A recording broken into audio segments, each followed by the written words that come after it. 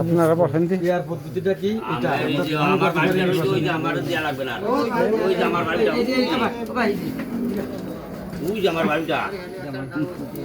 জি পড়তি আয় আমি পড়তে ভালো খালি খালি নিয়ে জিনিসটা বোঝেন ছবি তুলে ছাড়ি দেবেন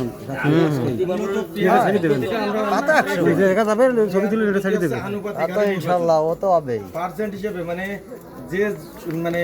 মনে করেন 4টা দল আছে বা 5টা দল আছে যে কয়টা দলই থাকুক না কোনো এই ব্যক্তিগত স্থানীয় কোনো প্রার্থী থাকবে না সারা দেশে